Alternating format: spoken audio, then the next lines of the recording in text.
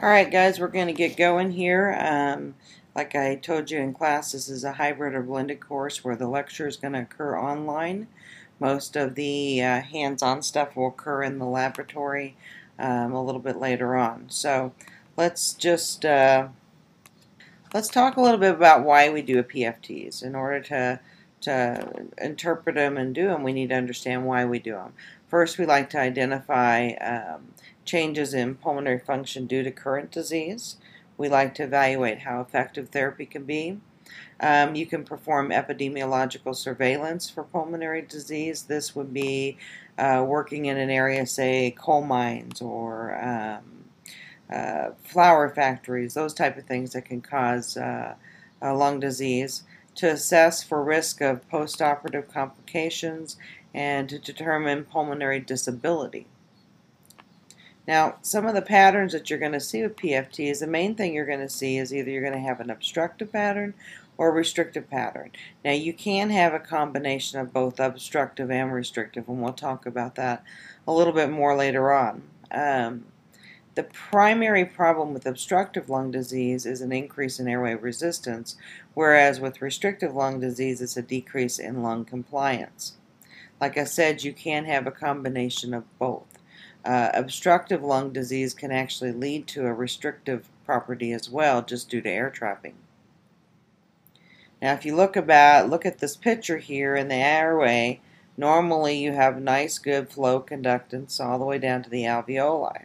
In obstructive lung disease, there's something that gets in the way, whether it's in the bronchial tubes or whether it's down here at your terminal bronchioles, where the wall can often get weak and collapse and cause an obstruction to airflow.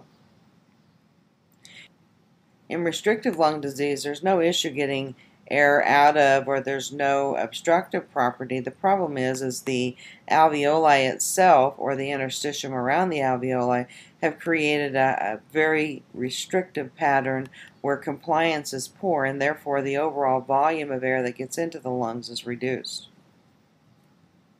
Now, if you go to your book and you look on page 401, table 19-1, it kind of lists some different diseases and patterns that you might see with obstructive and restrictive lung disease. So, for example, in obstructive lung disease, you'll have issues of it's in the airways, it's usually on expiration, you have a high increase in airway resistance, and you have a significant reduction in flow rates.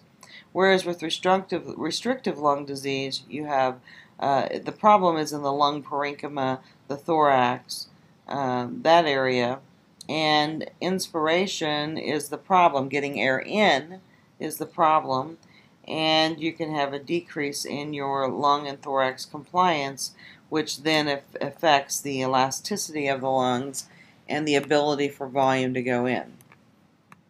If you go to page 402, table 19-1, this table talks about some different percentages of what's considered normal or abnormal. Basically, everybody with their flows and their volumes, we have a range that's considered normal. And typically that's 80 to 120% of whatever the predicted is based on your age, height, gender, even ethnicity. So whenever you have a reduction in those, you have moderate, mild, moderate, moderate to severe, or very severe impairment. And when we get into interpretation, we'll actually spend a little more time talking about that. Now, in order to do these tests, you've got to have equipment. And the equipment is typically devices that can measure both volume and flow. Because remember, we're looking at how much air you can get in and how much air you can get out, or how fast you can get the air out. A volume measuring device is called a spirometer, and a flow measuring device is called a pneumotachometer. Every measuring device has capacity, accuracy, error resolution, precision, linearity, and output. What does that mean? We look at calibrations and making sure that this equipment is accurate and that the tests you do fall within the ranges for that age group, etc. Now, We start here with a water seal spirometer, and this is the first spirometer that I actually worked with, and I don't think that these are in practice anymore. But what you would have is this is a drum, and this is a bell that goes over it, and in between those, right in here, is water. And so that way there was a limited friction as the bell moved up and down. And this little thing here is called a kymograph, something you might want to stick in the back of your mind because you're probably going to see that on a test somewhere. And as the volume of air would come into this bell, it would measure, because this drum would turn, and it would collect data based on time and volume and flows, and you would hand calculate them until we had computers. And I don't know, about 1983 or 84 was the first time I actually used a computer and did not have to sit and hand calculate. There's what's called a bellows spirometer, and this bellows moves back and forth collecting volume. There's another one called a dry rolling seal that we actually have in the classroom that I can show you guys. Again, these are typically not used. A pneumotachometer, or a turbometer, also known as the Wright's respirometer, is a very common flow meter that we use. We can measure volumes and flows very accurately between 300 and 300 liters. It's compact, it's easy to use. It's one that we typically will use at the bedside. Say we're measuring volumes for Guillain-Barré, or if we're looking at volumes and flows on ventilator patients, we can actually use this Wright's respirometer to determine that. Now, you don't get any graphs or anything like that. It's just what they call a rotating vane, and you have a needle that goes around. You guys have used those before, and we'll use those particularly when we get into weaning. We'll go over them some more. You can have what's called a pressure differentiating flow sensor, and this basically looks at the difference of flow from the beginning to end. Remember, you always have a driving pressure, and it's important that the design of these are linear and that they don't resist flow too much. A term you're going to see quite a bit is called ATS recommendations. ATS stands for the American Thoracic Society, and anytime you're dealing with devices that measure something, there's some agency that's over that to make sure that your equipment is being calibrated and meets these specific recommendations. You have them like in lab, it's called CLIA. In here, it's the ATS recommendations. You can have what's called a heated wire flow sensor that determines the flow, thus the volume, from the time that the gas hits this wire and the cooling effect that occurs. So it's all based on air movement over time. It actually exceeds ATS recommendations. This very flow sensor is on the Draeger ventilator as well. You can have what's called a Pitot tube flow, and this actually is highly accurate, and it can measure small amounts of gas, and it can look at different densities and velocities and senses the pressure changes. So even minute changes in pressure or flow, it can measure accurately. And of course, we've all used the peak expiratory flow meter.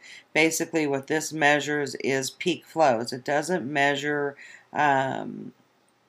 anything else. It doesn't measure volumes. It's only looking at the peak flow. Typically, you see this reduced in asthma and COPD. Very useful tool in asthmatics to determine reversibility and how well the bronchodilators are working. With COPD, it's typically not as useful, simply because they have a chronic component to their flow reduction, so you're not going to see the changes that you would in somebody who has asthma that is relatively well controlled and is having an asthma attack. If you go to table 19-3 on page 404, this particular table is showing you nothing more than just how accurate this equipment needs to be. There's a lot of standards there, and they have to be very, very, very accurate.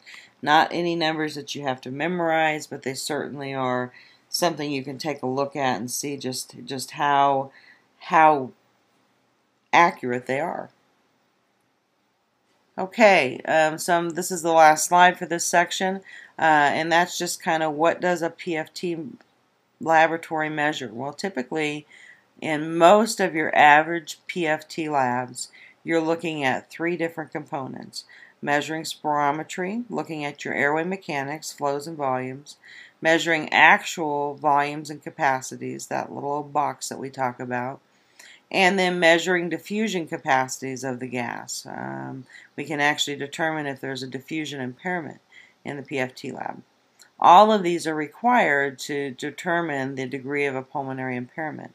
Now, we don't necessarily always do all 3 of them on patients. We might do spirometry and it's normal.